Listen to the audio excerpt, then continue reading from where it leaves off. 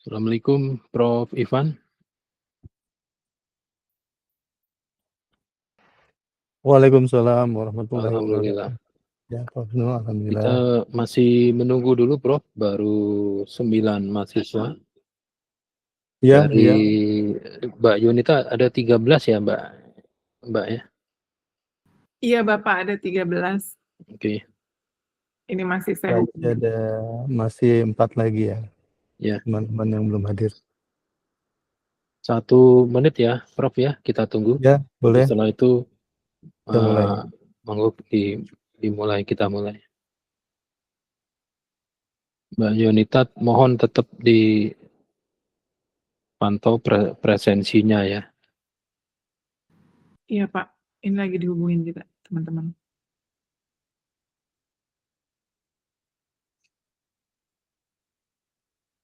Prof. Ivan, mohon maaf untuk minggu depan itu jadwal UTS Prof. Iya, iya, betul. Nanti soalnya akan saya kirim ke Prof. Ivan untuk mendapatkan masukan. Oh iya, baik Pak Wisnu, baik. Ya, jadi Kasih. teman-teman untuk UTS sudah ada di template-nya sudah ada di Google Classroom ya. Nanti kami akan berdiskusi yang pantas untuk menjadi soal. Nanti hasilnya akan kami sampaikan ya.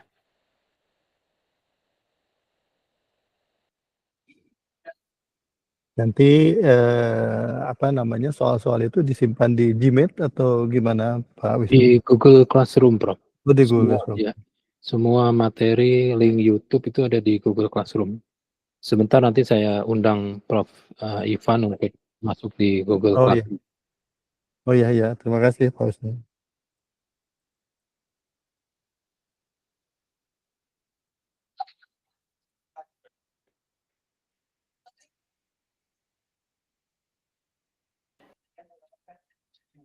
Tinggal satu lagi, Prof. Non sewu dapat dimulai, Prof. Ya, baik. Terima kasih, kita mulai saja ya. Sementara menunggu yang teman-teman atau satu teman yang lain. Assalamualaikum warahmatullahi wabarakatuh. Waalaikumsalam warahmatullahi wabarakatuh. Selamat siang dan salam sejahtera untuk kita semua. Yang saya hormati Pak Wisnu Jatmiko sebagai pengampu mata kuliah filsafat ilmu. Para mahasiswa sekalian, alhamdulillah pada siang hari ini kita masih bisa diberi kesempatan bertemu untuk perkuliahan filsafat ilmu yang ke-7 ya, yang terkait kalau kita melihat dari RPS itu ya, ini terkait dengan hubungan ilmu pengetahuan, pendidikan teknologi dan kejuruan ya, dari perspektif filsafat ilmu. Namun begitu, sebelum kita mulai, marilah kita sejenak berdoa agar semua berjalan lancar sesuai dengan yang kita harapkan. Dipersilakan.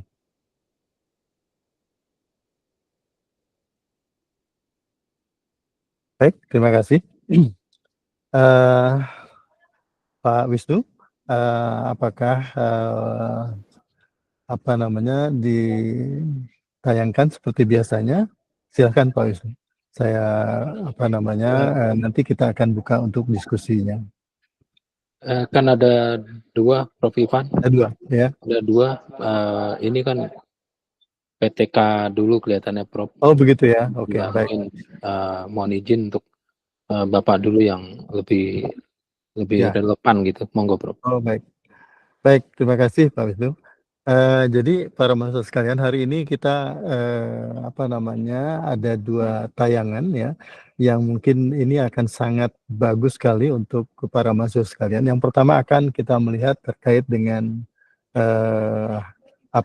hakikat dari pendidikan teknologi dan kejuruan atau vokasi. Nanti Pak Wisnu akan menyampaikan bagaimana PTK itu ditinjau dari perspektif filsafat ilmu. Saya kira ini sesuatu yang sangat khas dan penting untuk kita ketahui. Sebentar, saya izin untuk 1 menit saja untuk berpindah tempat karena ini teman-teman udah makin banyak ini.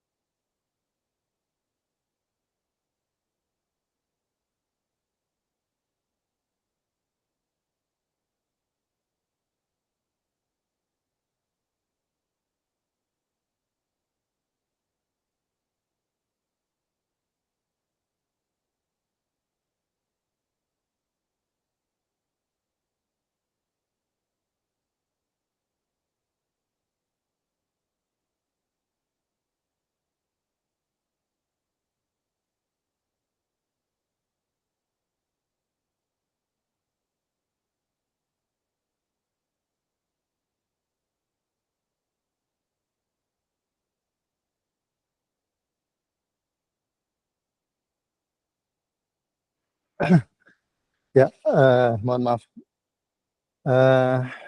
Para mahasiswa sekalian, kita akan lihat pertama adalah definisi terkait dengan apa itu pendidikan teknologi dan kejuruan. Jadi ini perlu untuk kita pahami, untuk kita cermati nanti menjadi bahan yang penting untuk kemudian kita telah lebih jauh. Ada beberapa pendapat ini dari Prosser ya, mengatakan pendidikan vokasi menekankan pada pembelajaran yang langsung berhubungan dengan dunia kerja. Kemudian ada UNESCO itu mengatakan bahwa pendidikan vokasi adalah proses pendidikan yang berhubungan dengan akuisisi pengetahuan dan keterampilan untuk masuk ke dunia kerja. Akuisisi artinya internalisasi pengetahuan dan keterampilan untuk masuk ke dunia kerja. Berikutnya yang terakhir kita mengenal di Undang-Undang Sistem Pendidikan kita yang masih belum diubah ini sudah 20 tahun lebih. Pendidikan vokasi adalah pendidikan menengah dan tinggi yang mempersiapkan peserta didik terutama untuk bekerja pada bidang tertentu. Ini definisi-definisi yang barangkali kita perhatikan bahwa ada di situ bekal yang perlu diterima oleh peserta didik untuk siap bekerja, untuk siap bekerja. Yang berikutnya sama nih, ini baru saja dirilis ya, dan kita tidak lagi mengenal adanya pendidikan kejuruan. Yang dikenal di situ adalah pendidikan vokasi. Ini relatif baru nih, Perpres nomor 68 2022 tentang revitalisasi pendidikan vokasi dan pelatihan vokasi. Jadi pendidikan vokasi itu disebutkan di situ ada pendidikan pada tingkat menengah dan pada tingkat pendidikan tinggi. Ya, pada tingkat pendidikan menengah hampir mirip dengan yang disampaikan di Sisdiknas tadi, ya, menyiapkan peserta didik untuk bekerja dan berwirausaha dalam bidang tertentu. Itu untuk yang menengah. Sementara yang pendidikan tinggi itu disebutkan di sana untuk bekerja atau berwirausaha dengan keahlian terapan tertentu. Jadi dua-duanya ini adalah pendidikan vokasi, baik pada pendidikan menengah maupun pada pendidikan tinggi. Selanjutnya, mohon izin Pak Wisnu. Nah, kalau begitu, maka kita akan bisa melihat bahwa pendidikan vokasi itu adalah pendidikan yang dirancang secara sadar, ya, untuk membekali peserta didik dengan kompetensi. Kompetensinya ada pengetahuan, ada keterampilan dan sikap, ya, agar mampu bekerja, beradaptasi dan berkontribusi dalam dunia kerja dan kehidupan nyata. Nah, jadi kontribusi ini artinya dari kompetensi yang dimiliki oleh yang bersangkutan. Kemudian kita menyebutnya bahwa secara filosofis pendidikan vokasi ini adalah sebagai pendidikan manusia seutuhnya. Karena apa? Tidak sekedar melatih keterampilan, tetapi juga ada karakter di situ. Ada karakter produktif, ada kreatif, adaptif, dan berdaya saing. Jadi ada sikap, ya, karena tadi disebutkan ada sikap. Begitu juga pendidikan vokasi bersifat aplikatif. Ilmu pengetahuan sebagai dasar untuk meningkatkan keterampilan nyata. Dan dinamis artinya perubahan-perubahan pasar kerja itu menjadi bagian dari kajian pendidikan vokasi. Ini ada beberapa karakteristik yang perlu dicatat dan dicermati. Pertama adalah berorientasi dunia kerja, pendidikan vokasi. Kedua, kurikulumnya berbasis kompetensi. Ya. Kemudian pelaksanaannya learning by doing, fleksibel dan mengintegrasikan sikap, pengetahuan dan keterampilan. Jadi kalau kita lihat di situ ada tidak hanya keterampilan semata, tetapi ada sikap dan pengetahuan sebagai bagian yang tidak terpisahkan. Berikut ini adalah beberapa catatan terkait dengan pendidikan vokasi. Berikutnya Pak Lutfi. Ya, jadi ini agak terlalu kecil-kecil, tetapi intinya adalah bahwa dari beberapa definisi ini, pertama adalah kaitannya dengan pekerjaan. Ini yang pertama. Yang kedua, kaitannya dengan bagaimana proses produksi atau kegiatan-kegiatan industri itu menjadi bagian di dalam rangka untuk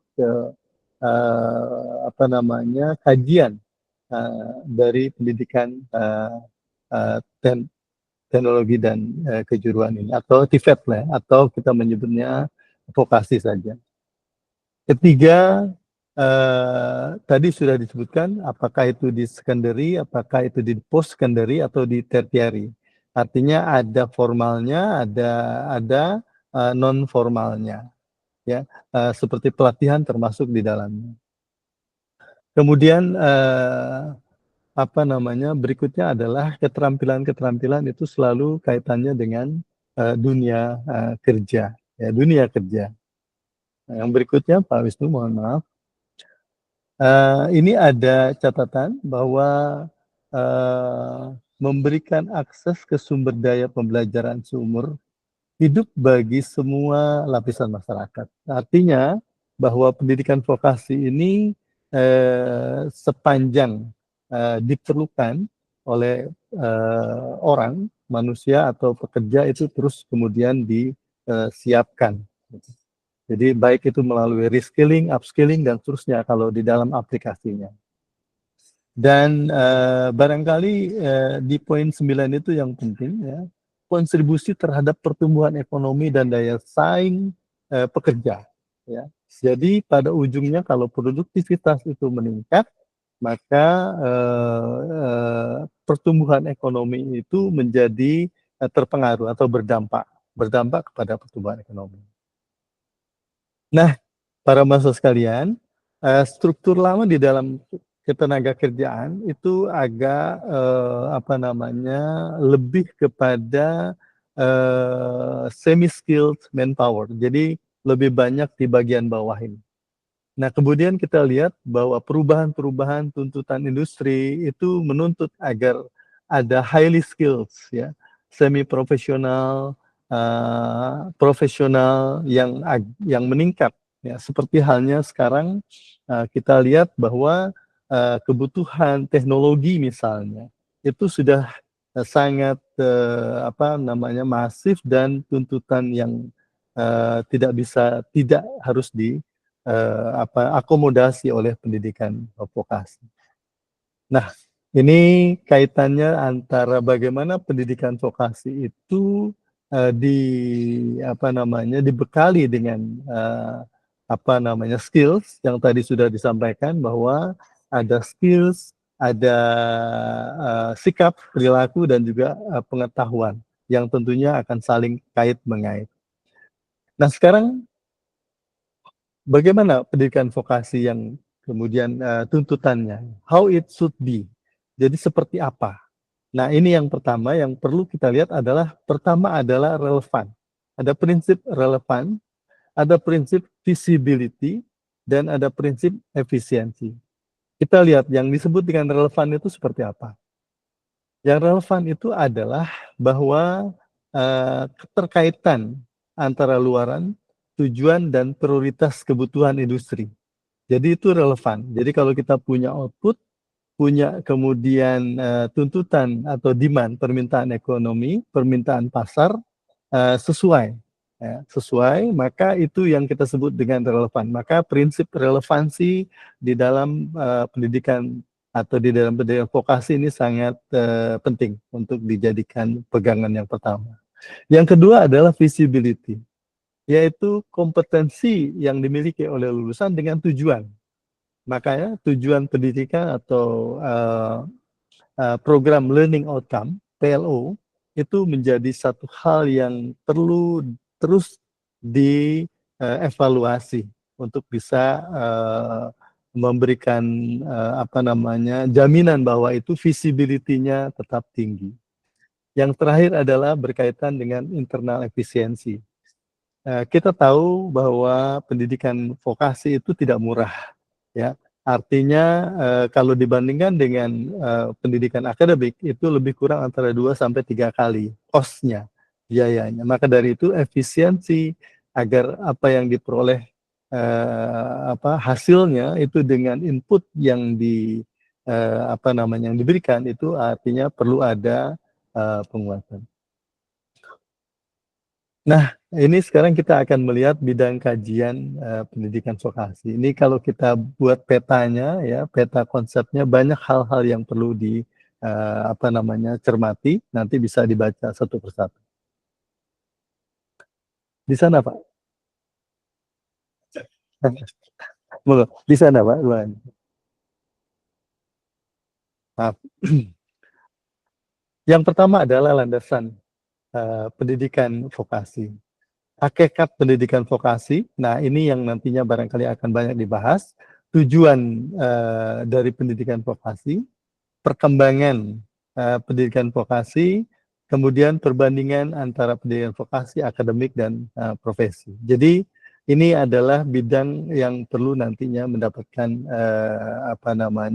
kajian. Kalau ini nanti mau diminati ya, atau diminati maka bisa digunakan. Kedua adalah kurikulum dan pembelajaran. Dalam kurikulum kita mengenal ada CBT, ya, competency based kurikulum, ya, competency based training. Lalu kemudian pola pembelajarannya menggunakan project based learning misalnya, dan media yang digunakan untuk pembelajaran. Lalu kemudian ada penilaian dan asesmen kompetensi yang perlu sesuai. Jadi kalau kita mau menilai keterampilan, maka harusnya bukan pencil and paper test gitu. Ini yang perlu nanti mendapatkan perhatian. Yang ketiga adalah manajemen dan tata kelola pendidikan vokasi, termasuk di dalamnya ada kebijakan, ada regulasi, ada leadership, karena manajemen pendidikan vokasi itu agak berbeda dengan pendidikan akademik. Dia harus berhubungan dengan industri, ya harus berhubungan dengan masyarakat. Ini yang pola kepemimpinan yang harus dikuatkan di dalam manajemen pendidikan vokasi. Kemudian sumber daya manusia. Beberapa hal barangkali perlu kita cermati.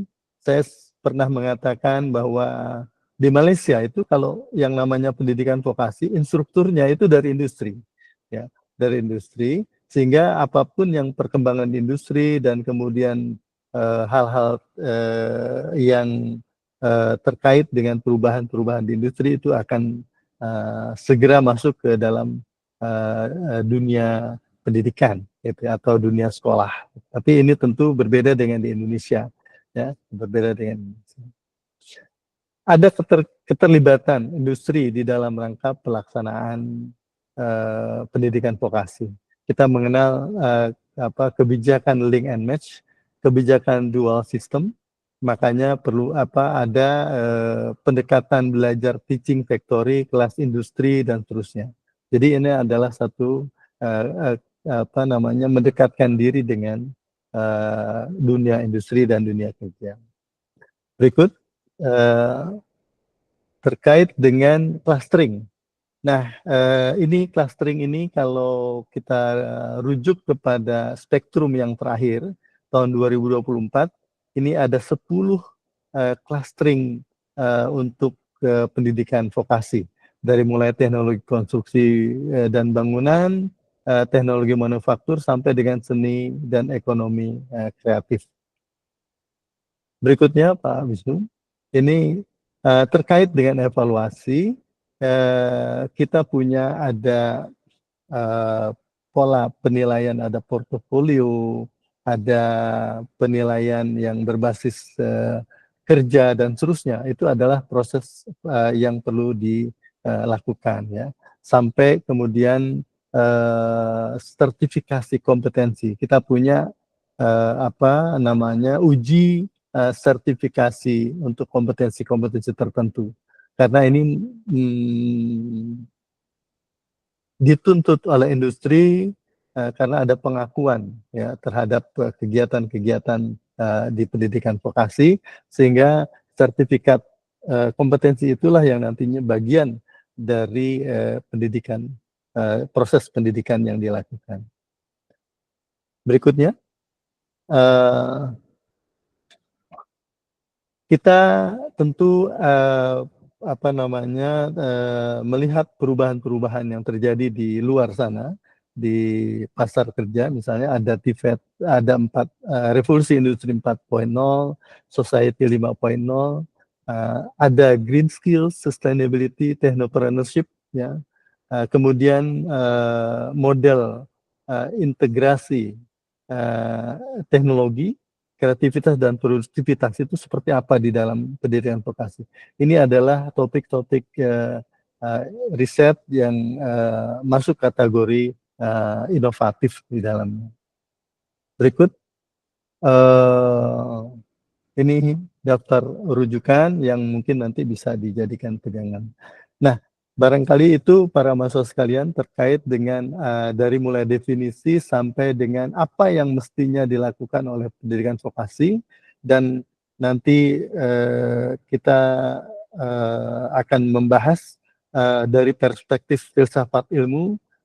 Kita akan gali yang namanya PTK, yang namanya pendidikan vokasi itu dari ontologinya, dari cara mendapatkannya, ya, epistemologinya maupun kemudian kedayagunaannya ke depan. Nah, ini barangkali perlu menjadi bagian penting dalam proses bagaimana PTK dilihat dari perspektif filsafat ilmu. Nah, sementara dari saya cukup, Pak Wisnu, mungkin silakan untuk bisa dilanjutkan. Izin Prof, apakah tamunya sudah hadir? Apa tidak mengganggu? Masih sampai nanti, Prof. Oke, siap. Saya jadi izin untuk melanjutkan, Prof.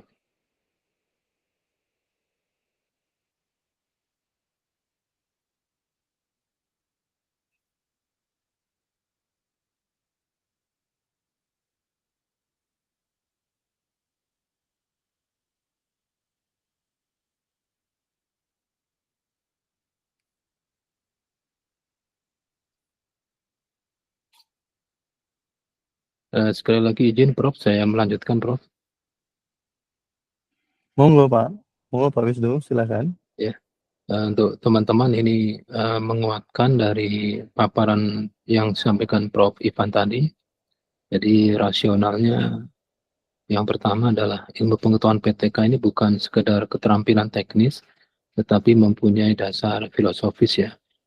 Akan PTK dianggap bidang terapan yang fokus pada skill dan kompetensi vokasional. Padahal di balik penerapan teknologi dan praktek pembelajaran, itu terdapat struktur pengetahuan, cara berpikir ilmiah, dan nilai-nilai yang mendasarinya.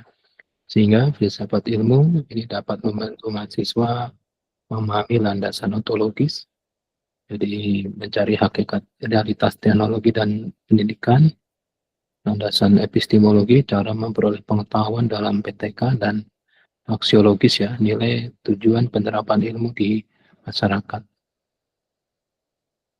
Yang kedua, rasionalnya adalah perkembangan ilmu dan teknologi yang cepat atau sangat cepat, sehingga menuntut pemikiran kritis dan reflektif ya. Misalnya revolusi industri 4.0 dan society 5.0 ini akan berdampak besar pada sistem pendidikan vokasi, sehingga mahasiswa perlu untuk merefleksikan dan sebagai kritikus ya, kritikus bagaimana teknologi dan pengetahuan berkembang, bukan hanya mengikutinya secara praktis saja begitu ya. Nah, filsafat ilmu ini memberi kerangka untuk mempertanyakan asumsi dasar, paradigma, serta arah perkembangan ilmu di bidang PTK.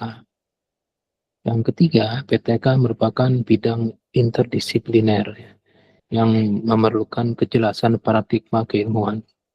Kita paham dari paparan Prof. Ivan bahwa PTK itu berada pada ilmu teknik, engineering, pendidikan, pedagogi, dan sosial budaya. Nah, keragaman tersebut akan menimbulkan banyak pertanyaannya. Sebetulnya hakikat ilmu PTK itu seperti apa? Paradigma keilmuan PTK itu posisinya di mana? Konstruktivistik, kritis, atau positivistik ya? Terus kalau penelitian di PTK itu yang tepat seperti apa? Nah, filsafat ilmu membantu mahasiswa dalam proses memahami paradigma keilmuan yang menjadi dasar praktek penelitian dan pengembangan ilmu PTK. Yang keempat, rasionalnya adalah mendorong pengembangan keilmuan PTK yang mandiri dan kontekstual. Banyak praktek PTK yang masih mengacu pada model luar ya. Jadi ada kurikulum atau model-model solusi-solusi yang dari negara Eropa dan atau Asia atau negara-negara lain tanpa upaya refleksi mendalam terhadap konteks lokal Indonesia. Maksudnya apakah sesuai dengan budaya lokal Indonesia. Nah, dengan filsafat ilmu ini masih dapat membangun kerangka keilmuan PTK yang relevan dengan konteks Indonesia, melakukan inovasi kurikulum dan teknologi pembelajaran secara kritis ya, bukan hanya langsung mengadopsi saja. Mengembangkan keilmuan PTK sebagai disiplin akademi yang kokoh, gitu. Bukan sekedar terapannya saja. Yang kelima, terakhir, landasan penting untuk penelitian dan publikasi ilmiah di tingkat S2. Mahasiswa S2 PTK ini dituntut untuk menghasilkan karya ilmiah yang tidak hanya deskriptif, tapi juga argumentatif dan reflektif. Nah, pemahaman terhadap filsafat ilmu ini memperkuat ya, dalam proses merumuskan masalah dan menentukan tujuan penelitian, pemilihan atau pendekatan metodologi yang sesuai, dan argumentasi ilmiah yang kritis, sistematis dalam penulisan tesis, dalam mensikapi atau analisis hasil penelitian ya di bab 4 ya. Jadi ada beberapa kasus ya, ada sekian kasus misalnya di SMA PIK ya, SMK Negeri 4 misalnya, atau SMK Negeri 5, ini guru-guru menggunakan trainer PLC dan robot mini hasil impor dari Omron atau merek yang lain gitu ya, dalam pembelajaran otomasi. Tetapi alat tersebut walaupun canggih ya, tetapi siswa hanya mengikuti langkah manual, langkah job sheet yang ada, yang juga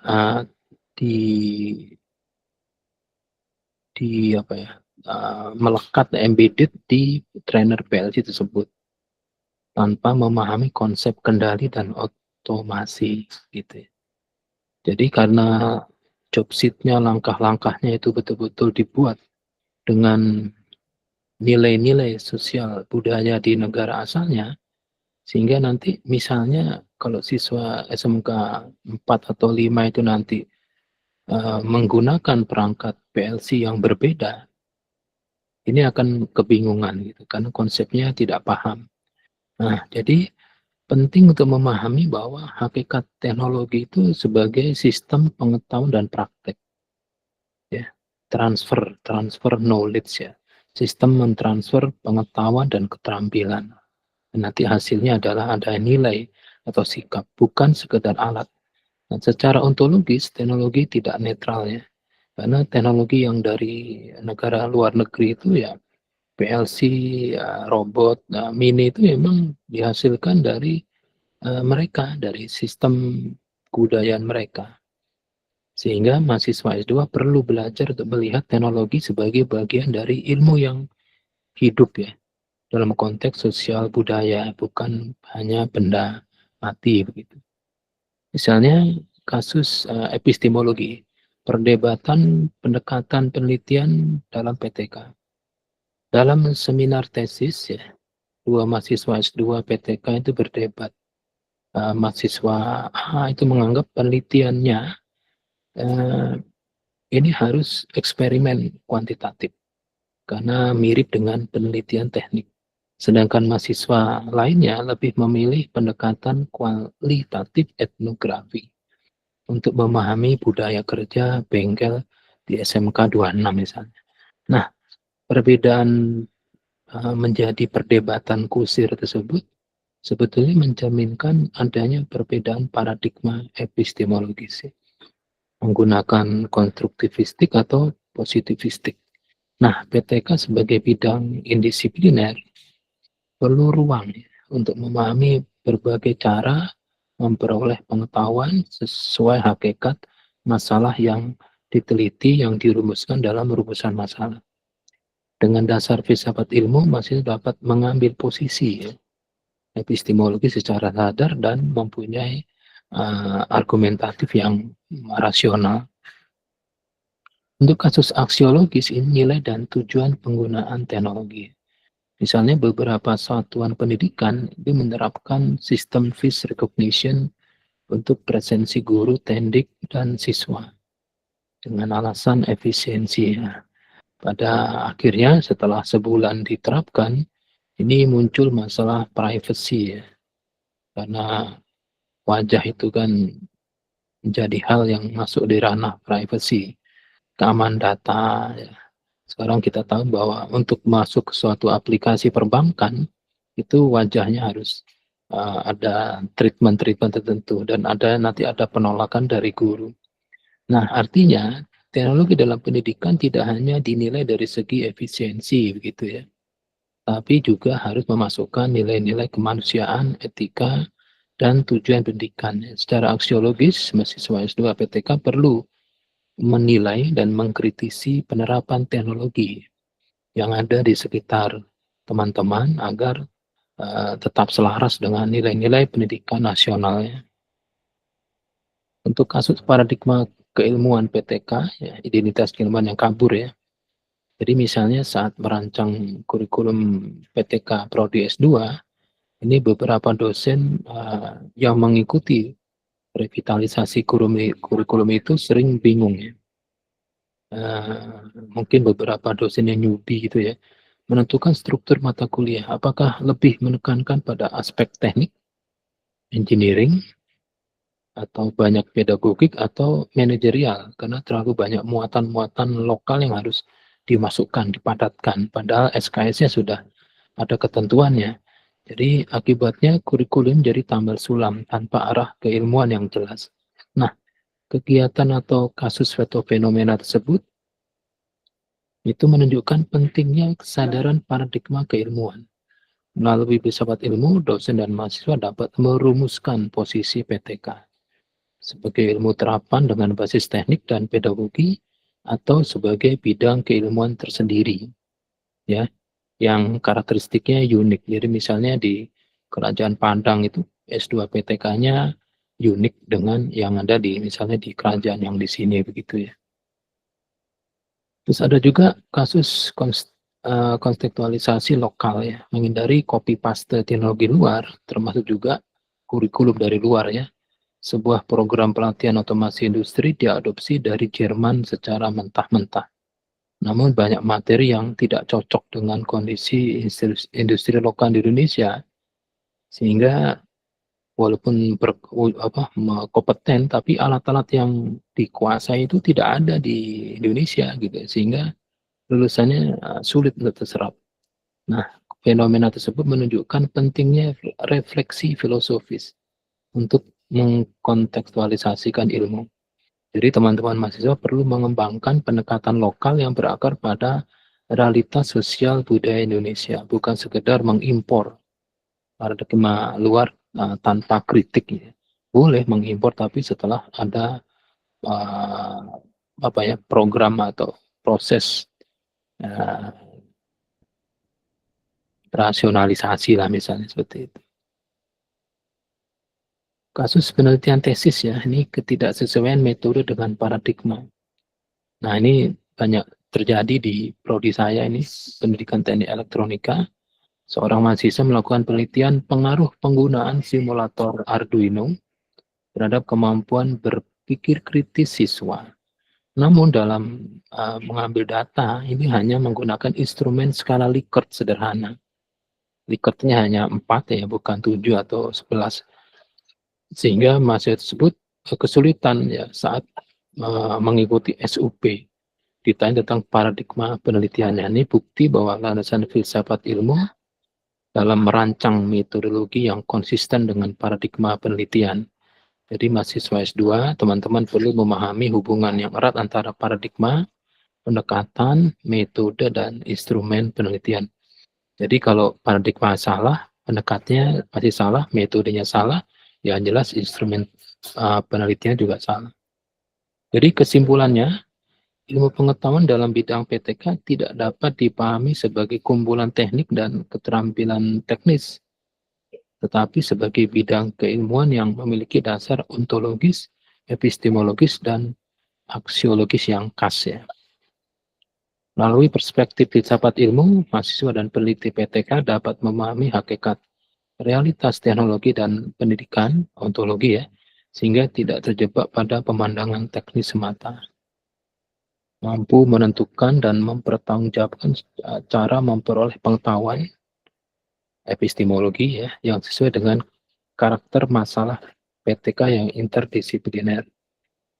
Yang berikutnya dapat mengkritisi dan menilai tujuan serta implikasi penerapan ilmu dan teknologi, ini aksiologi ya, agar selaras dengan nilai-nilai kemanusiaan dan pendidikan nasional. PTK sebagai bidang interdisipliner berada pada pertemuan antara teknik, pedagogi, dan konteks sosial sehingga mempunyai peran penting menegaskan identitas dan paradigma keilmuan PTK, mengarahkan pengembangan ilmu dan teknologi secara kontekstual dan kritis, dan menjadi landasan reflektif dalam penelitian, dalam kegiatan inovasi kurikulum, dan praktek pendidikan vokasi. Dan terakhir, perspektif filsafat ilmu memberikan kerangka konseptual yang kokoh bagi pengembangan PTK sebagai disiplin keilmuan mandiri, relevan dengan perkembangan teknologi, serta berakar pada nilai dan konteks sosial budaya masyarakat Indonesia. Perpustakanya menggunakan buku filsafat ilmu Yuyun Surya Sumantri. Demikian, Prof. Pencerahannya ditunggu. Terima kasih Pak Wisnu. Terkait dengan apa yang tadi disampaikan bahwa menegaskan PTK itu adalah bidang keilmuan ya dari perspektif filsafat ilmu, dari apakah itu ontologinya, aksiologinya maupun epistemologi. Nah, ini memberikan satu ruang kepada mahasiswa untuk berpikir dikatakan Pak Wisnu tadi tidak sekedar copy paste dari hasil-hasil yang disampaikan oleh pihak luar, oleh pihak barat misalnya, tapi kita juga ada local wisdom ya. Kita punya kondisi khusus ya, yang terkait dengan situasi pendidikan teknologi dan kejuruan. Jadi di situ ada konteks pendidikannya, ada teknologinya, ada kejuruannya, kejuruan vokasi. Jadi artinya di situ ada engineeringnya, ada juga yang non engineeringnya, seperti misalnya ekonomi, ya, apa namanya, yang juga adalah bidang vokasi, ya, yang bisa mereka gunakan untuk ilmunya untuk mereka terapkan di dalam rangka memenuhi tuntutan dunia kerja. Nah, para mahasiswa sekalian, silakan barangkali ada yang ingin kita diskusikan dari pemahaman awal terkait dengan apa itu PTK dan bagaimana kemudian dilihat dari perspektif filsafat ilmu untuk menegaskan bidang ilmu PTK yang saat ini kita sedang pelajari. Nah, silakan.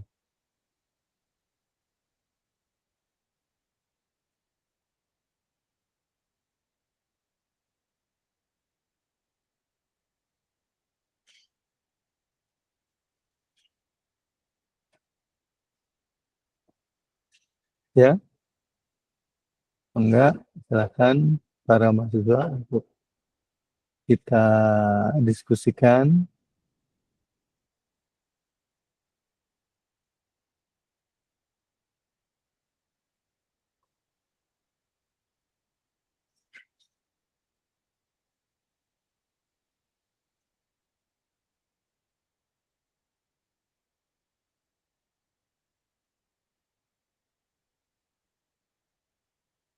Atau apa namanya, malah membingungkan ini. Jadi PTK yang saat ini kita pelajari adalah seperti itu ya. Kemudian kita akan gali lebih dalam lagi sebenarnya dari perspektif apa epistemologinya misalnya. Bagaimana kemudian kita akan bisa mengaitkan apa namanya PTK itu ya, bidang ilmu PTK itu untuk bisa kemudian ini menjadi sesuatu yang berguna ya, berguna, bisa dimanfaatkan. Misalnya contoh ya, tadi ada topik terkait dengan apa substansi sebetulnya PTK itu ya, yang kaitannya dengan kurikulum misalnya ya. Bagaimana pengembangannya ya, untuk bisa kemudian PTK ini sesuai dengan hakikatnya sebagai bidang ilmu.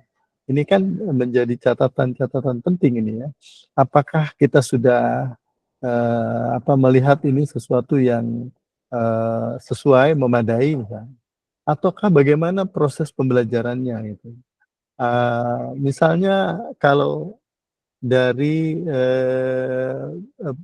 clustering tadi ya, misalnya kita ambil teknik mesin misalnya, yang notabene adalah barang-barang semuanya tangible, yang bisa kita rasakan, bisa kita lihat, bisa kita rasakan. Nah, kemudian kalau kita bandingkan dengan elektro yang intangible, karena kita mempelajari arus listrik misalnya ya, itu seperti apa tuh pembelajarannya sehingga sesuai, tepat ya, untuk bisa kemudian diberikan kepada peserta didik sehingga optimal hasilnya, bahwa dari sisi pengetahuan, dari sisi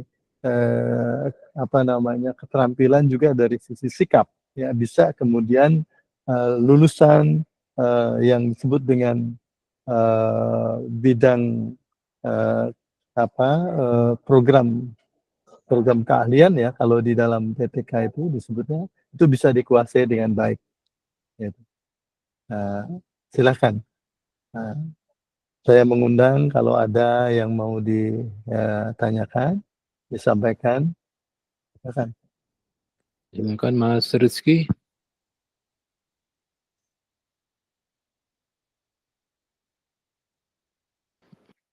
Mbak Yuanita,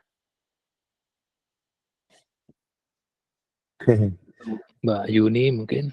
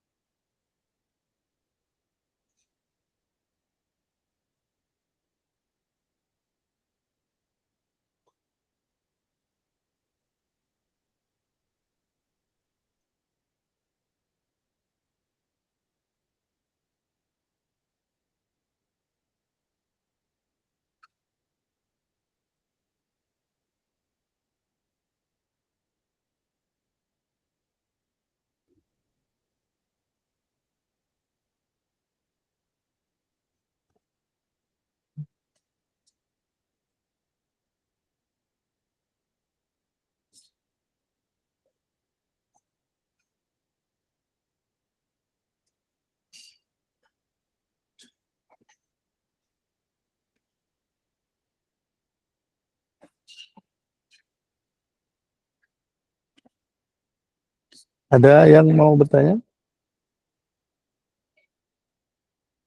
Atau kita buka diskusi terkait dengan apa namanya bidang kajian atau topik-topik yang sifatnya apa namanya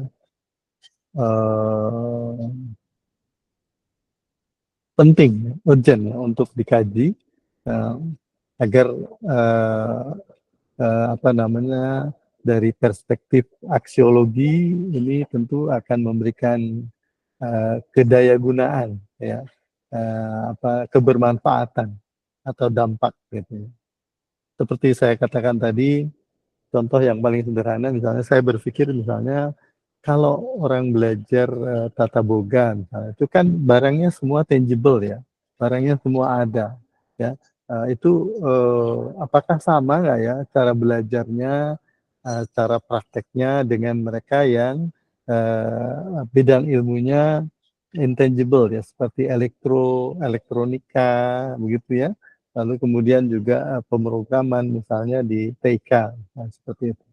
Nah, inilah mungkin nanti akan apa namanya mahasiswa akan menemukan bagaimana pembelajaran yang tepat, memadai, sesuai dengan bidang atau dengan karakteristik bidang ilmunya. Itu barangkali yang perlu di apa atau saya balik misalnya pertanyaan, apakah sama nggak ya belajar membuat roti misalnya ya dengan apa namanya belajar bagaimana kita ingin menghitung besarnya tahanan yang diperlukan untuk satu sirkuit listrik misalnya.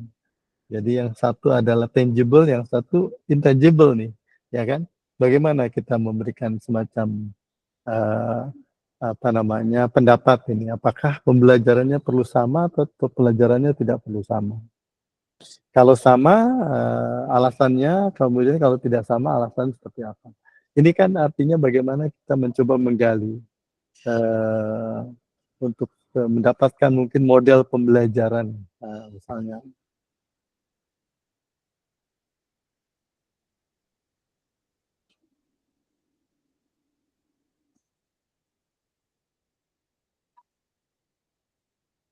Silakan. Apa ini belum terpikir nih atau pertanyaannya belum?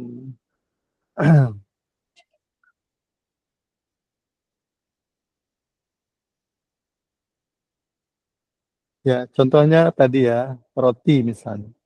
Kalau kita siapa di sini tata boga? Mbak Diah kah?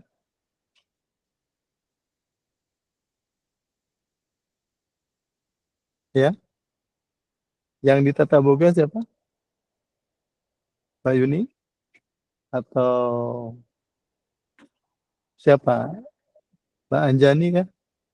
Bukan ya? Mbak Anjani mesin ya kalau nggak salah. Iya, Prof. Kita ada bertiga dari Boga. Ada Mbak Dia, Anjani, sama saya, Prof. Nah, oke, Mbak Diah, Anjani, dan Mbak Yuni. Oke. Nah, sekarang kalau kita mau buat adonan roti gitu ya, kita akan apa namanya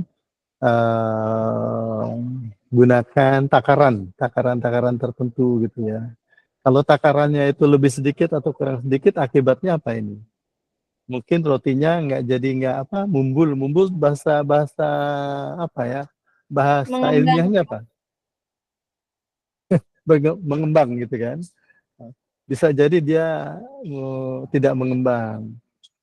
Tapi kalau di urusan listrik itu diuji coba di salah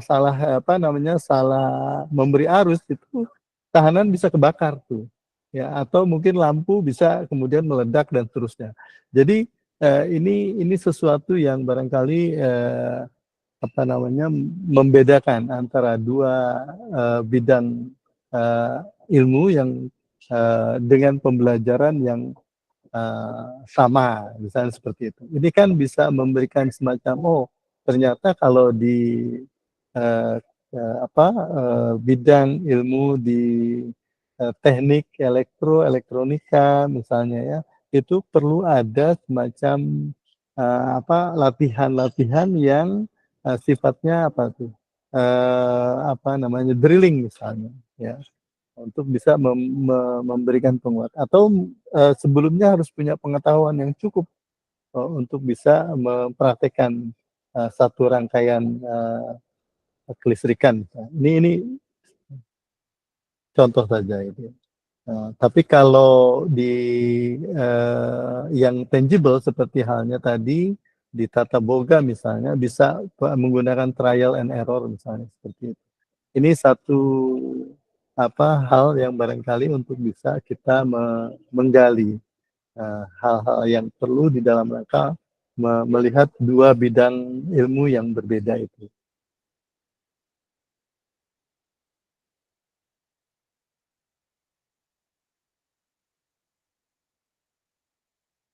Ya,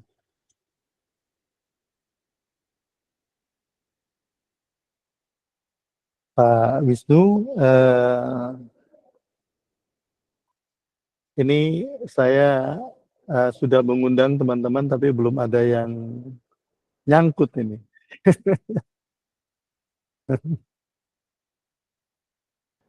Ya, begitulah Prof. Ya, ya. Atau barangkali gimana?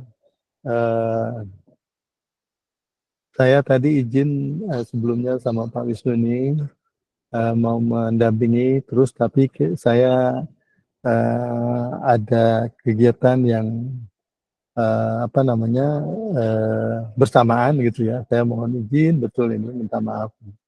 Pak Wisnu, barangkali silakan mungkin Pak Wisnu apakah di PR-kan gitu ya untuk membuat pertanyaan-pertanyaan atau bagaimana diskusinya. Ya, siap Prof, nanti kita Q&A aja sifatnya.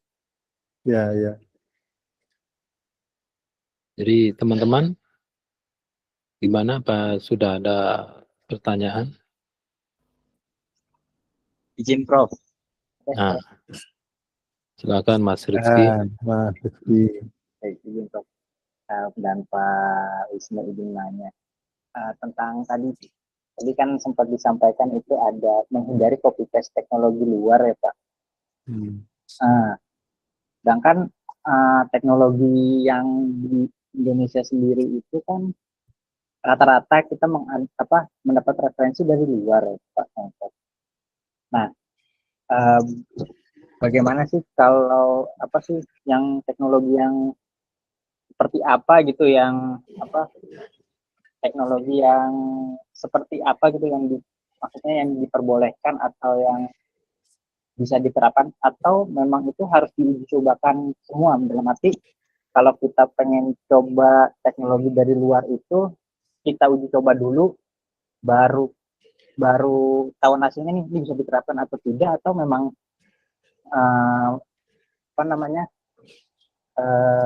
kita mungkin dalam arti ya kalau dikaji atau gimana ya Prof. Jadi maksud saya kita tahu bahwa Indonesia itu kalau dalam hal teknologi itu kebanyakan mengadopsi ya, bukan meng-create. Tidak semua meng-create, tapi kita mengadopsi atau ATM, amati tiru modifikasi gitu mungkin. Nah, dengan ATM itu kriteria seperti apa sih Prof. Ivan atau Pak Wisnu yang memang itu bisa diterapkan gitu di Indonesia gitu, khususnya di PTK misalkan seperti ada metode pembelajaran yang baru atau aplikasi pembelajaran yang baru yang itu mungkin bisa saja diterapkan di Indonesia, karena kan macam kayak kurikulum aja kadang kita mau nyontoh dengan Finlandia misalkan, tapi dengan teknologi yang berkembang di Indonesia ini kemungkinan kan sangat kecil untuk bisa mengikuti hal seperti itu gitu, Prof. Jadi apakah ada kriteria tertentu untuk mengadopsi teknologi dari luar gitu? Karena kan tadi tidak semua tadi menghindari copy paste dari luar. Mungkin itu pertanyaan saya, Prof. Ivan sama Pak Wisnu. Ini referensi juga buat nanti mau nyoba tesis sambil lihat-lihat dari luar misalnya kan. Terima kasih Prof. Ivan. Ya, terima kasih Mas Susi. Nah, barangkali terkait copy paste ini Pak Wisnu di awal untuk bisa menjelaskan ini. Silakan. Terima kasih Prof. Ivan. Ini pertanyaannya pertanyaan $1 juta.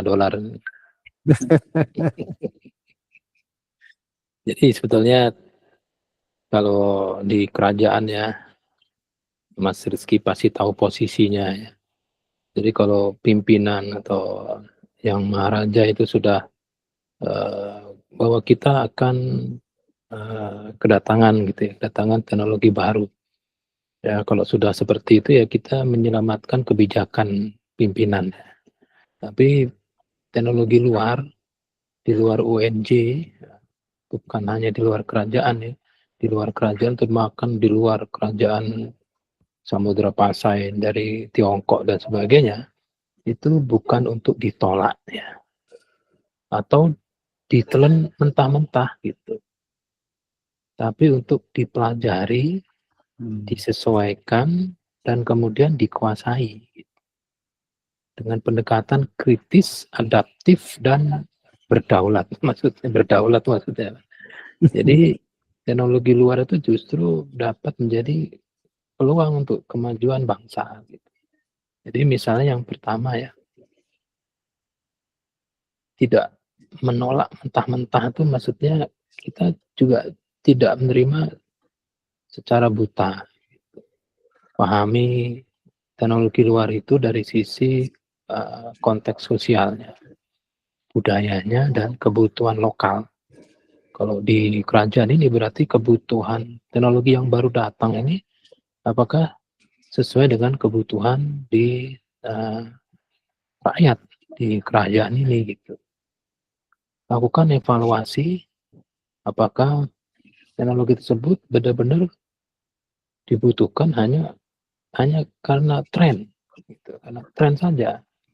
Kalau kerajaan lain itu karena kementeriannya warnanya begini, misalnya melakukan pembelian sesuatu sehingga kerajaan ini juga beli. Nah, kita harus lihat dulu. Paling tidak Mas Rizky sebagai yang sudah pernah belajar S2 filsafat ilmu itu mempunyai kritis ya, mempunyai mengkritisi. Gitu. Tapi jangan melawan ya. Jangan melawan. Caranya ya masuk dalam tim itu. Dalam tim pengembangan teknologi baru. Jadi Mas Rizky bisa mengarahkan. Misalnya 10 fungsi, teknologi itu punya 10 fungsi, 2 fungsi tidak cocok untuk diterapkan di kerajaan, ya Mas Rizky hanya memperkuat 8 fungsi. 2 fungsi sisanya mempunyai Mas Rizky akan menyusun argumentasi yang rasional, itu belum cocok. Ya. Bukan tidak cocok, belum cocok. Kapan cocoknya? Mungkin di musim yang akan datang, setelah ada pergantian musim, angin bohorok, jadi angin barat atau angin muson, maka sistem itu akan bisa diterapkan gitu. Itu kritis dan terbuka. Yang berikutnya adalah adaptasi dan modifikasi. Kalau teknologi itu setelah dicoba oleh Mas Rizky itu dapat diadaptasi, ya Mas Rizky sudah bisa menguasai itu teknologi. Kemudian yang Mas Rizky harus lakukan dan teman-teman itu modifikasi teknologi itu sesuai kebutuhan lokal. Kalau dari misalnya sisi makanan, sisi engine, ya, sisi misalnya desain mode itu sekarang tren di Eropa. Tapi untuk bisa diterima di Indonesia, untuk kalangan menengah ke bawah itu diubah, ada muatan lokalnya. Jadi disesuaikan dengan kondisi lingkungan, sumber daya, dan juga budaya lokal. Jadi modifikasi teknologi baru ini dapat mengurangi ketergantungan penuh pada penyedia luar tersebut. Kalau teknologi baru itu dipakai pasrah bongkoan, diterima, ditelan mentah-mentah tanpa kita pakai air, telennya, kita akan selalu menunggu update dari mereka. Sekian update, sekian US atau sekian rubel dan sebagainya. Gitu. Dan berikutnya, teknologi baru itu ada ahli teknologinya, gitu ya. Jadi jangan hanya membeli produk baru, tapi pastikan ada transfer ilmunya, pelatihannya, peningkatan SDM lokalnya. Dan kalau teknologi baru itu menghilangkan 12 kursi di kerajaan, itu jangan terus kita teman-teman jadi kecewa. Karena 12 kursi yang hilang itu akan menumbuhkan peluang-peluang 22 kursi yang baru dalam pengembangan teknologi baru itu. Jadi teknologi baru itu semacam pisau, itu matanya banyak. 3 mata yang tajam di ujung, tajam, sebelah bawah tajam, sebelah atas tajam. Begitu Prof dari saya, mohon pencerahan dari Prof Ivan. Ya, saya tambahkan sedikit saja nih. Tadi sudah lengkap dari Pak Wisnu, artinya tidak bulat-bulat begitu ya di plan. Saya ambil contoh yang sederhana nih, Mas Rizky, yang sudah pernah saya sampaikan seperti ini. Kita ambil contoh dual system ya. Dual system itu kan model dari Jerman gitu ya. Kemudian kita akan coba terapkan di kita. Ya. Kita dengan berbagai upaya kita akan coba lakukan untuk bisa menggabungkan antara pembelajaran di sekolah dengan di industri. Itu kan artinya apa yang kita terima ya, kita terima dan ingin diterapkan. Tapi kita lupa bahwa budaya kerja kita gitu dengan budaya mereka Jerman. Ya. Pertama misalnya sekolah atau yang PTK, yang namanya PTK itu industri itu terlibat dari awal, gitu. Terlibat dari awal. Sehingga begitu mereka mengatakan dual system, ya, maka otomatis dengan sendirinya itu sudah bisa terjalin sangat erat, ya, terjalin sangat erat. Artinya keperluannya untuk saling mengisi. Begitu kita terapkan di Indonesia, ini susahnya luar biasa. Karena kepentingan industri ke kanan, kepentingan pendidikan ke kiri gitu ya. Tapi upaya pemerintah mencoba untuk menerapkan, untuk mengeratkan keduanya dengan berbagai cara. Kemarin kita baru diskusi terkait dengan adanya Perpres 68 itu, implementasinya itu ada TKVN ya, tim koordinasi tingkat nasional misalnya. Itu dengan berbagai cara itu dilakukan sampai ke tingkat sekolah gitu. Nah, barangkali ini yang kita sebut dengan tidak boleh kita menelan bulat-bulat seperti itu. Kita akan adaptasi ya. Apa yang menjadi budaya kita misalnya ya, kita akan lihat kepentingannya. Nah, kepentingannya kalau itu bukan dilakukan oleh sekolah kita, tidak didirikan oleh industri, maka kita akan secara bertahap akan menggandeng, menjalin kerjasama apa yang diperlukan oleh industri. Ya. Dengan begitu maka tentu ini tidak bisa serta-merta diadopsi begitu ya. Ini harus ada adaptasinya. Betul, Marzuki tadi mengatakan bahwa ada ATM ya. Sebetulnya ATM itulah yang kita akan manfaatkan. Bagaimana modifikasinya yang itu belum kita sampai. Barangkali model modifikasi pelaksanaan dual system di SMK itu yang mungkin perlu ada temuannya, perlu ada terobosannya. Itu yang belum sampai saat ini barangkali belum terlihat jelas ya, bagaimana sih bentuk kolaborasinya ya yang diperlukan itu. Itu saya kira satu hal yang menjadi contoh bagaimana agar kita bisa menguatkan ya jati diri kita itu seperti apa. Nah, kemudian praktek ya, peralatan-peralatan yang mereka kembangkan lalu kemudian mereka kirim ke sini misalnya. Kita kan sebetulnya punya perangkat-perangkat lokal ya. Istilahnya bagaimana local wisdom yang kita perlukan. Saya misalnya melihat beberapa guru-guru di sekolah di SMK itu kreatif ya untuk bisa memanfaatkan barang-barang bekas untuk bisa meniru model alat-alat yang diimpor gitu. Sehingga ini memberikan semacam penguatan bahwa kita punya nih bahan-bahan yang ada di lokal untuk bisa kita sesuaikan, gunakan, manfaatkan. Apalagi kalau itu barang-barang bekas misalnya, untuk bisa kita manfaatkan, mempelajari hal-hal yang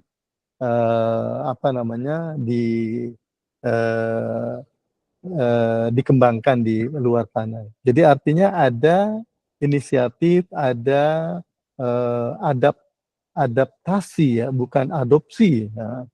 Bukan copy paste seperti itu. Jadi ada adaptasi, ada inovasi-inovasi baru yang sesuai dengan kondisi kita, ya, they are real begitu. Nah inilah yang kemudian barangkali perlu ada usaha untuk bisa menemukan hal-hal baru, baik itu misalnya dalam mengadaptasi teknologinya, mengadaptasi model pembelajarannya atau mengadaptasi lainnya.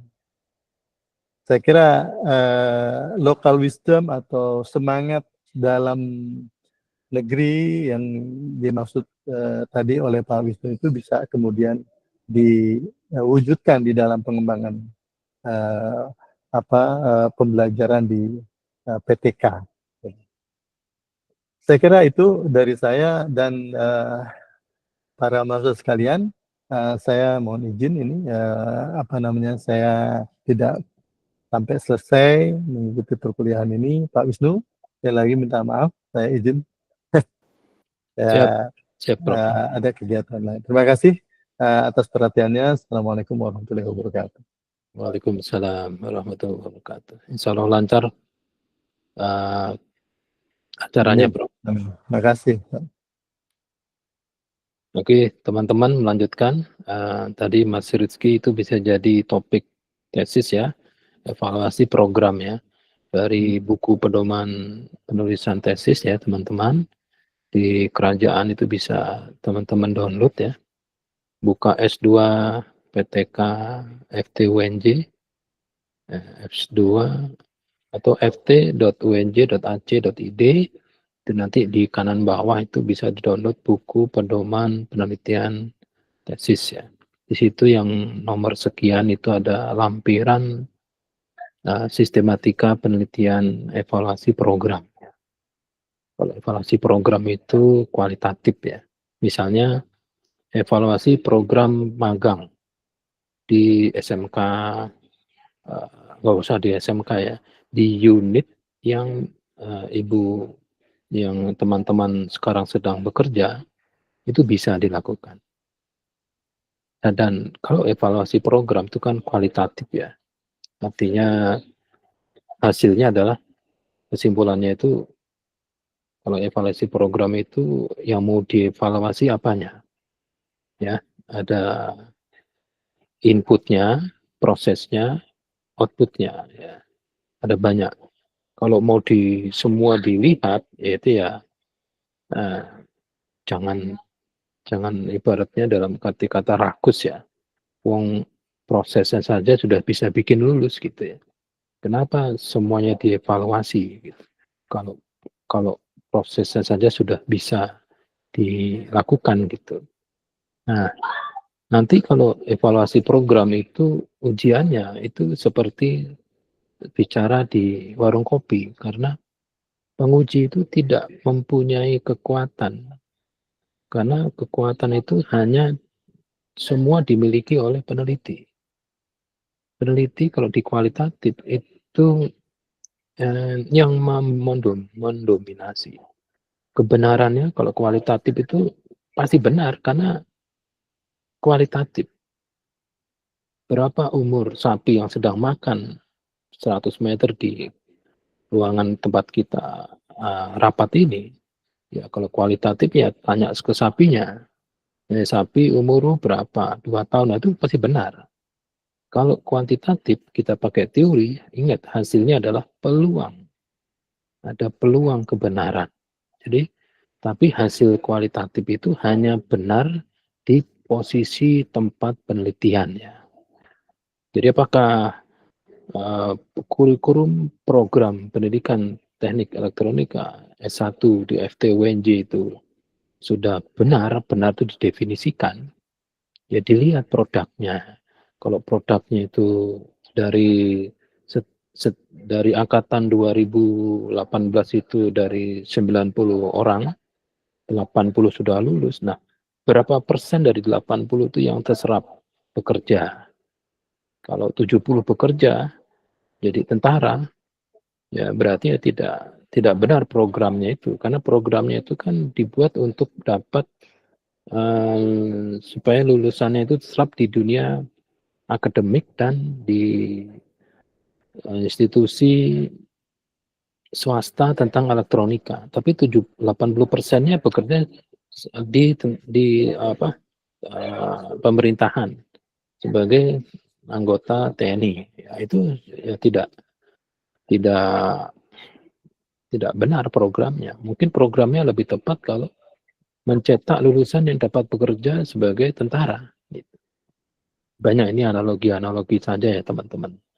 Jadi kenapa program kurikulum itu menjadi tidak benar? Ya dilihat dari filosofinya ya, filosofi. Tapi kalau pragmatis 80% lulusan S2 PTK itu sudah bekerja. Ya benar, mau masuknya sudah kerja kok. Ya kan? Masuknya sudah kerja gitu. Lulusannya sudah pasti kerja gitu. Tapi kalau yang belum kerja, itu bedanya apa gitu. Jadi teman-teman itu bisa menjadi topik penelitian tesisnya. Silakan. Ada yang mau menambahkan atau mengurangi, kita diskusi saja sifatnya. Izin Pak, Pak Wisnu. Ya, silakan Mas Rizky. Kita tarik tadi Pak tentang evaluasi program kerja ya Pak ya. Itu sebenarnya yang menjadi dasar kita untuk melakukan evaluasi itu karena dari outputnya pun yang maksudnya hanya outputnya saja yang tidak sesuai dengan target gitu misalkan Pak, atau memang sebenarnya outputnya itu sudah sesuai semua tapi memang perlu dievaluasi juga. Nah, gini. Evaluasi. Kalau teman-teman mau ngambil topik tesisnya itu evaluasi program, ya itu nanti ada di buku pedomannya itu di latar belakang masalah. Ya. Latar belakang masalah sistematika, setiap sistematika itu ada bab 1, bab 2, bab 3, sampai bab 5. Bab 1 itu ada latar belakang masalah.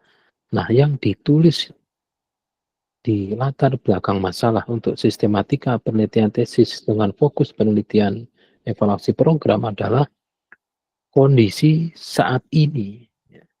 Misalnya, Mas Rizky bekerja di salah satu unit di kerajaan gitu ya. Itu kan pasti punya tujuan. punya visi, misi, dan tujuan lembaga.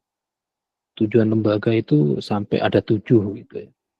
Nah sekarang Mas Rizky lihat dari 7 tujuan itu mana yang definisi kinerja di setiap tujuan itu ada apa enggak misalnya. Misalnya program magang ya, program magang di SMK.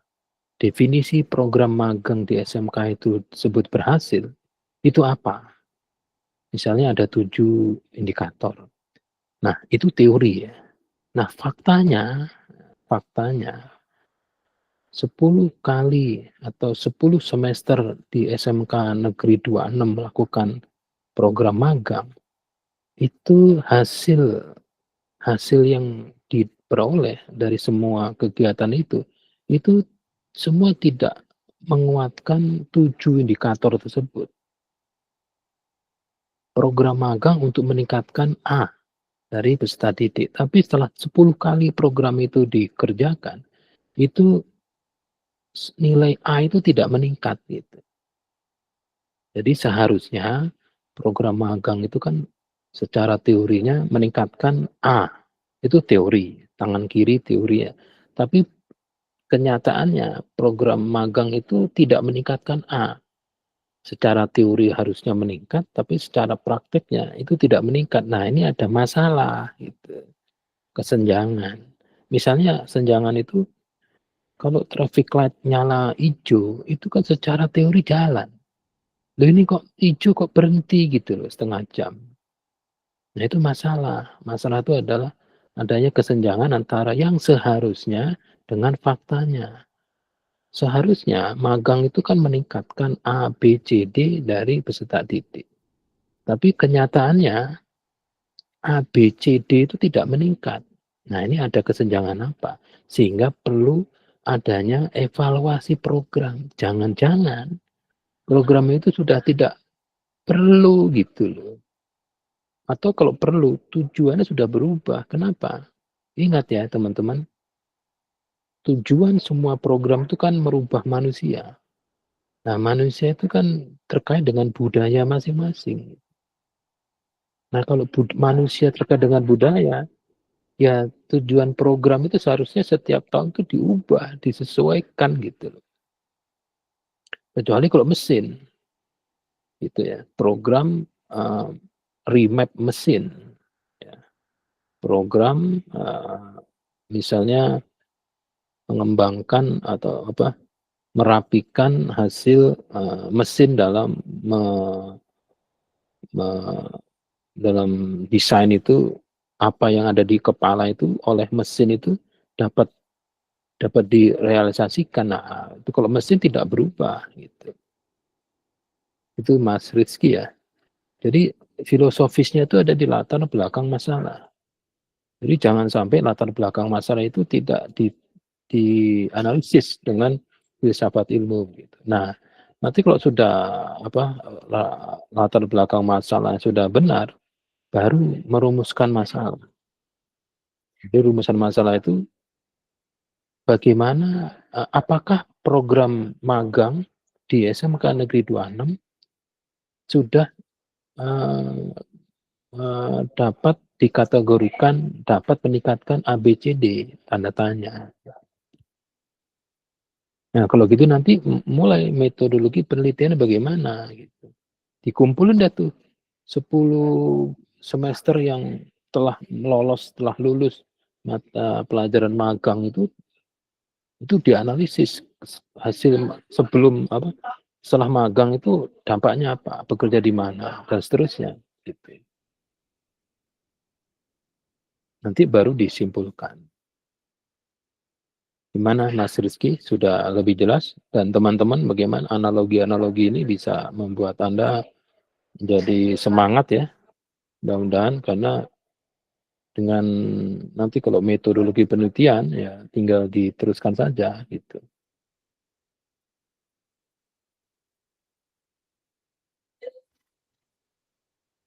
Berbeda gayanya ya, nanti kalau Anda jangan menyamakan gaya kami dalam memberi kuliah ya. Mungkin Anda akan mendapati gaya yang lain ya di mata kuliah selanjutnya gitu.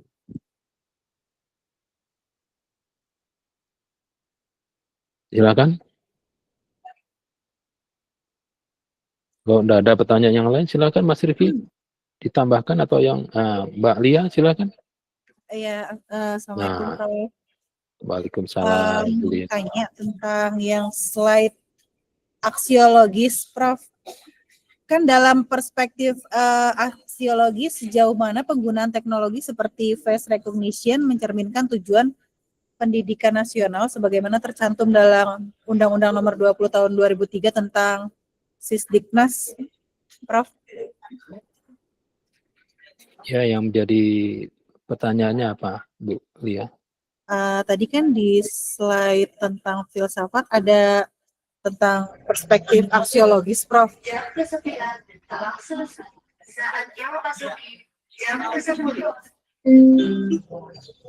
Ya, terus? Ya, jadi dalam perspektif aksiologis, sejauh mana penggunaan teknologi seperti face recognition mencerminkan tujuan pendidikan nasional? Saya lihat paparan saya dulu tadi ya. Iya, baik, Prof.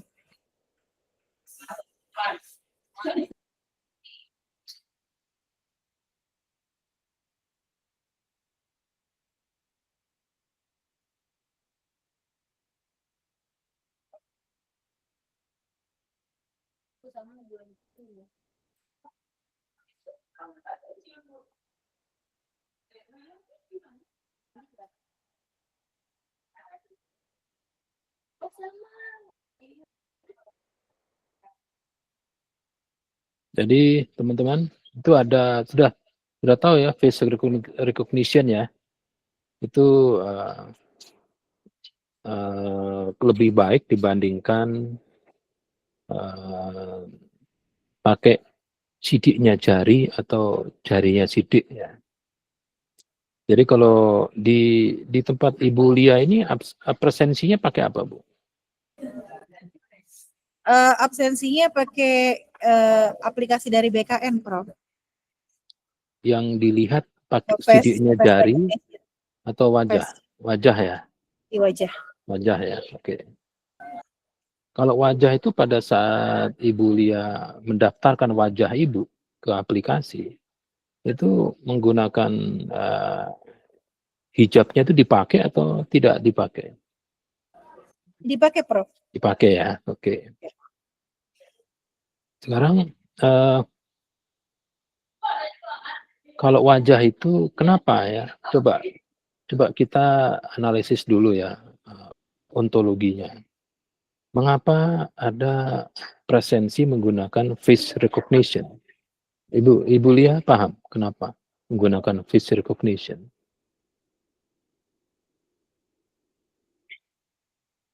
Mungkin takutnya ada yang absen menggunakan wajah orang lain, Prof.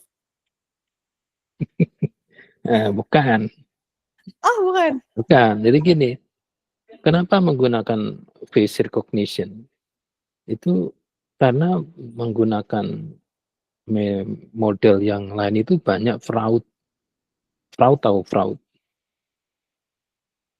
Jadi kalau pakai jarinya sidik, ya, sidiknya jari, ini jarinya ini sidik jarinya sidik, ya, itu teman-teman bisa ya mencari bak tinta, ya, tahu kan bak tinta untuk jarinya sidik, cari pinjam di kelurahan, terus pastikan jarinya sidik ini nempel ke tinta, terus ditaruh di kertas, pastikan itu alur jarinya sidik itu semua terekam.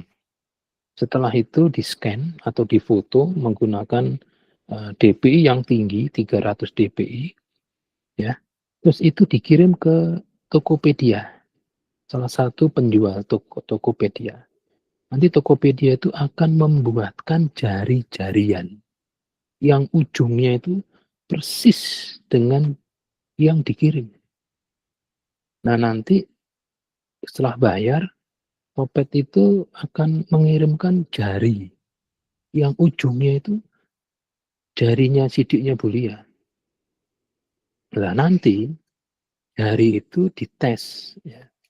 Dites harus divideokan ya di depan di mesin sidik jari. Kalau sukses, pembayaran sukses. Maksudnya sistem sukses. Tapi kalau tidak sukses, Ibu Lia bisa mengembalikan jarinya itu. Nanti dia akan kasih lagi jari yang lain. Artinya apa? Ini akan penipuan kan. Jadi nanti Cecuiti di kantor ibu itu kalungnya itu isinya 20 jari. Jadi jam 7 dia ngambil satu, taruh, duk, absennya Bu Lia beres. Terus ngambil lagi kalungnya satu lagi, duk. Jadi satu hari 20 absensi orang. Cecuiti mengabsenkan. Itu dia akan dapat sekian juta sebulan. Nah itu. Nah akhirnya sidiknya jari itu tidak dipakai. Gitu. Ya, terus pakai retina. Retina itu tidak mungkin sama. Gitu. Nah, retina itu masalah. Kan orang membawakan matanya ke dalam kamera yang memotret retina, itu menjadi masalah. Karena retina itu menjadi hak HKI. Jadi patennya Ibu Lia. Karena di retina itu kalau di rendering, akan diketahui Ibu Lia itu penyakitnya apa saja.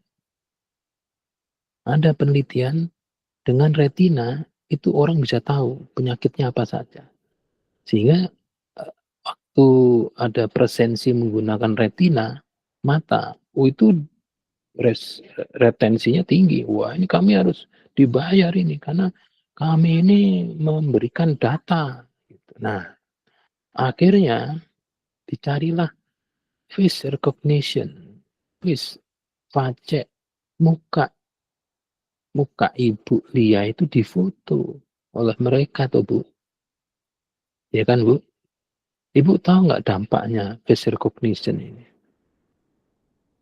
Ini kalau datanya Ibu Lia ini dimasukkan dalam database besar, ya, dan nanti itu data itu dimasukkan dalam di pintu kedatangan atau pintu masuk bandara internasional, di Gambir misalnya, ya, di terminal kedatangan internasional di Rawamangun misalnya, Ibu Lia akan terdeteksi masuk ke bandara, masuk ke ini, masuk ke situ. Kalau dimasukkan dalam mall Arta Gading misalnya, Ibu Lia akan terdeteksi pernah masuk mall Arta Gading lah. Ini jadi masalah gitu. Ini teknologi face recognition ini nilai manfaatnya apa? Ya. Nilai-nilai manfaatnya sama dampak etis dan sosialnya gitu. Jadi perspektif aksiologi dari tentang nilai-nilai ini menjadi dipertanyakan gitu. Maknanya apa sih? Tujuannya apa sih? Digunakan apa? Indonesia loh Bu. Ibu yakin nggak dipakai itu data, ya kan? Sekarang kalau Ibu sudah pernah mengisi, Ibu punya EKTP. Ibu Lia punya EKTP. Oke, tidak punya kan. Nah, ini masalah. Ibu kalau naik kereta api kan nggak perlu pakai tiket kan. Kalau Ibu sudah Ibu tolong Bu berdiri di itu ada tanda kaki. Ibu berdiri di situ, silakan masuk. Jadi Ibu sudah terdeteksi kan. Nah, itu jadi masalah gitu. Ya. Untuk orang nggak mau. Supaya nggak mau gimana? Dia selalu bilang, saya kok nggak bisa ya pakai face recognition. Bukan nggak bisa, dibikin nggak bisa. Orangnya jarinya sidik. Ingat ya, warga negara Jepang itu kalau diambil jarinya sidik, itu mendingan mati. Kenapa? Hanya narapidana saja yang sidiknya jarinya itu diambil. Kalau teman-teman itu sudah jarinya sidik sudah di capture, itu tinggal selangkah lagi kalau ada suatu tempat kejadian perkara, itu ada gelas itu bisa saja sidiknya jari teman-teman ditempelkan di situ gitu. Ini jadi masalah ini gitu. Jadi masalah. Jadi implikasinya terhadap kehidupan manusia ini apa? Jadi bagaimana supaya ibu selamat dari face recognition itu? Ya, caranya adalah pada saat mengcapture wajah itu dibikin sistemnya tidak bisa mengcapture. Di kerajaan ini ada hari ini waktu 2 hari ini waktu untuk mengcapture sidiknya jari teman-teman. Ya di capture ya. Tapi begitu besok mulai menggunakan presensi jarinya sidik, itu sebelum mengabsen itu jarinya digosokkan ke batu. You are not authorized. Tidak ditemukan datanya. Berapa kali tidak temukan datanya? Lapor ke bagian yang punya aplikasi. Kenapa Pak? Kenapa Bu? Jari saya ini tidak bisa dideteksi. Coba, oh iya nggak bisa. Karena memang sudah dilukai jarinya. Jari yang satunya sama, sudah dilukai. Jadi akhirnya gimana? Kami punya solusi. Saya akan kasih ke Anda 12 digit kode untuk manual memasukkan ke mesin presensi. Jadi itu orang begitu datang ke kerajaan tidak menempelkan jarinya sidik, tapi memasukkan 12 kode. Nah, dampaknya apa? Nah, dampaknya Cecuiti atau OB atau temannya bisa memasukkan 12 digit itu gitu loh. Dikondisikan. Nah, ini. Jadi nilainya coba dilihat ya secara filosofis, secara ontologi ini kira-kira kemana arahnya ini. Kita jangan nelen ya, jangan nelen bulat-bulat gitu. Bukannya menolak, jangan. Kalau nolak sebagai kroco mumet ya, sebagai warga negara bangsa Sudra, bangsa Paria, habis. Apalagi yang cantolannya masih karet. Dicantol di itu Pak, gantungan itu cantolan saya karet Pak. Kalau suhu tinggi, kondisi kerajaan panas, lepas itu cantolan. Jadi lebih baik ikuti saja. Tapi ya begitu. Lapor kadang face the muka saya kalau tanggal muda ini Pak bagus Pak. Tapi kalau tanggal tua ini tidak bisa dideteksi Pak. Lama-lama Anda akan dikasih 12 digit tadi. Itu Bu Lia. Nah sekarang ada juga teman ibu yang mukanya merem atau melek. Tetap masuk Bu. Ibu dapatkan datanya kan. Ibu nggak bicara loh. Ibu nggak bilang. Ada teman ibu yang stratanya lebih tinggi gitu. Jadi sebetulnya presensi yang baik itu ya secara kualitatif ya. Bukan kuantitatif. Kuantitatif kan ngasih wajah. Coba sekarang misalnya Ibu Lia. Ini kasus di kerajaan. Sidik, saya absen terus. Tapi kenapa kok nilai presensi saya di bawah standar? Waktu dicek, itu tidak pernah absen. Nah, ternyata apa coba? Secara teknologi ya, jarinya sidik kalau ditempelkan, ini cara kerjanya ya. Kalau jarinya sidik ditempelkan ke sensor, itu sensor akan deteksi rumusnya. Rumus itu dijadikan angka. Misalnya rumusnya jarinya sidiknya Mas Rizky itu angkanya 790 gitu ya. 790. Nah, sekarang tidak mungkin kan jarinya Mas Rizky itu sama kondisinya seperti saat didaftarkan. Jadi dikasih rentang 780 sampai 800. Jadi suatu saat Mas Rizky jarinya kotor, habis megang sesuatu, terus nilainya misalnya 781, itu masih dalam rentang Mas Rizky gitu. Nah, cilakanya kalau rentang itu dilebarkan, Mas Rizky 790 itu 700 sampai 800 tambah sampai 890.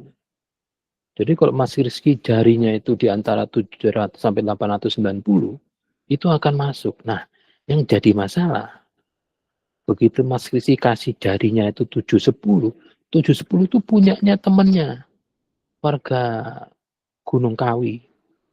Yang di kerajaan itu nilai rumus di jarinya itu 710.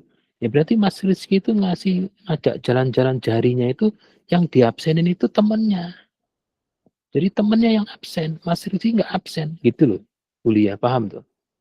Jadi face recognition itu membuat hanya wajahnya seperti ibu saja yang masuk.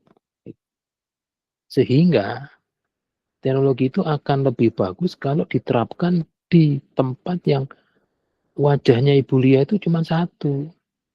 Kalau ada Ibu Lia yang lain yang wajahnya mirip, itu Ibu Lia akan mengabsenkan teman Ibu itu yang wajahnya hampir mirip. Nah, jadi teknologi yang baru tadi, jangan ditelan mentah-mentah. Gitu. Jangan ditelan mentah-mentah. Kalau mau, itu berganda.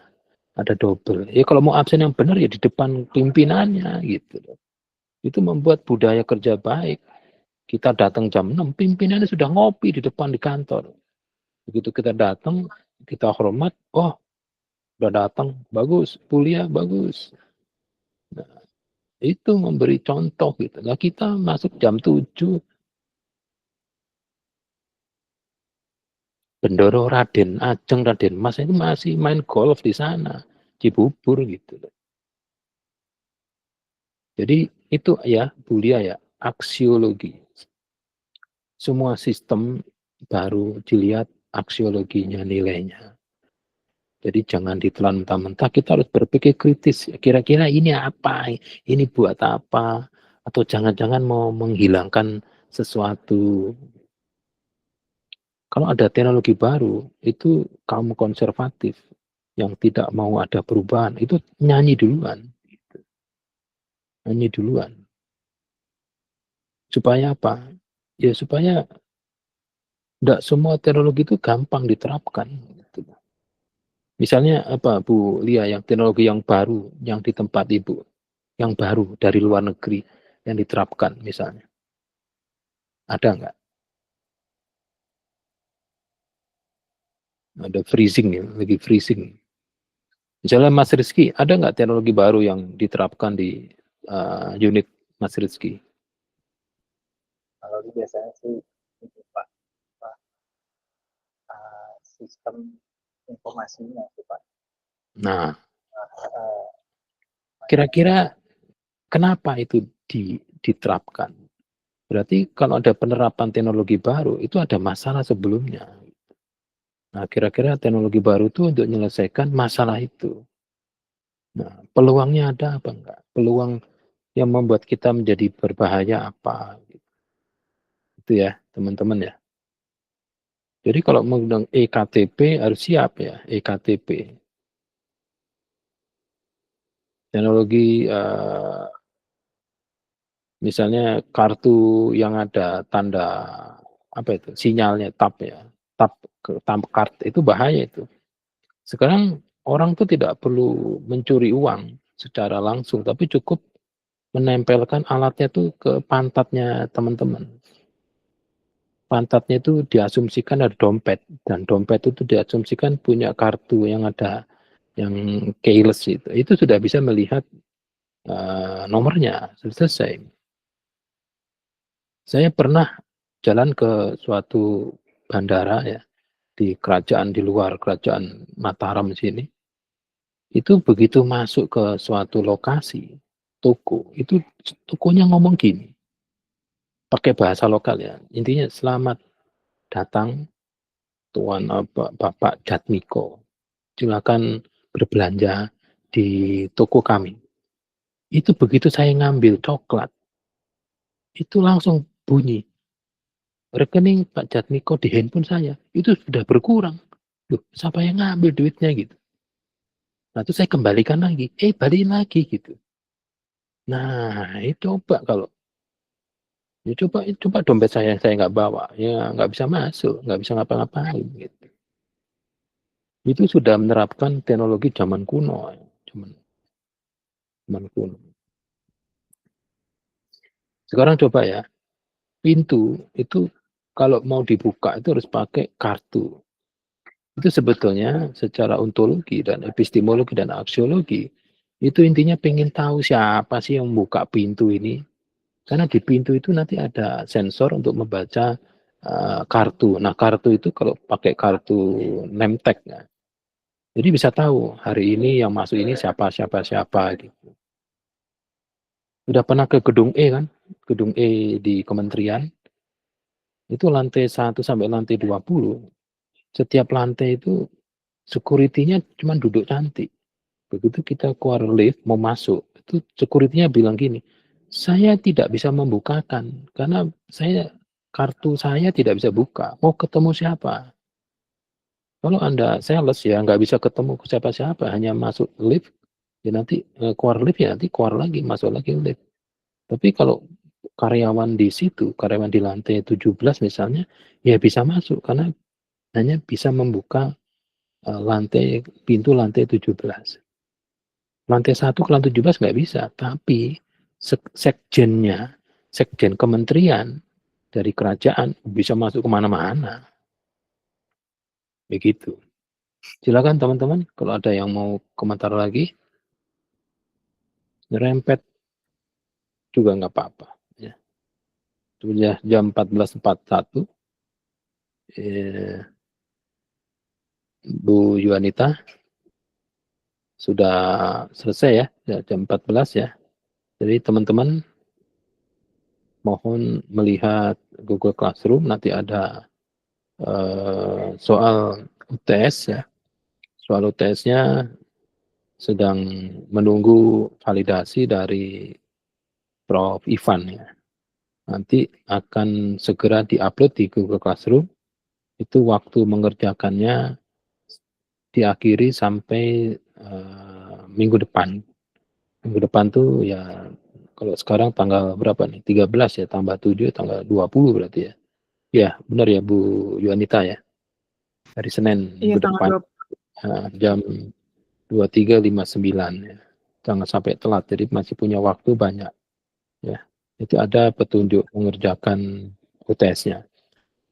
Dan setelah UTS itu nanti ada beberapa kali tatap muka sebelum nanti itu Anda presentasi ya. Presentasi di topik-topik yang nanti akan diberikan oleh Prof. Ivan.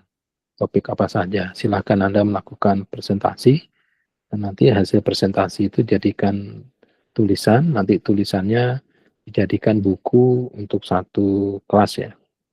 Buku semacam bunga rampai, bukan tugas ya, bunga rampai hasil pembelajaran mata kuliah Filsafat Ilmu di S2 PTK FTUNJ. Begitu teman-teman. Kalau ada pertanyaan, karena sudah 14.42, jadi kita ketemu lagi insya Allah minggu depan ya, dalam suasana UTS ya. Kalau UTS ya berarti tidak ada tatap muka ya teman-teman ya. Jadi minggu depan itu seakan-akan UTS-nya dilaksanakan, tapi Anda tinggal mengumpulkan saja. Jadi kita ketemu lagi setelah UTS. Selamat siang. Assalamualaikum warahmatullahi wabarakatuh. Waalaikumsalam warahmatullahi wabarakatuh.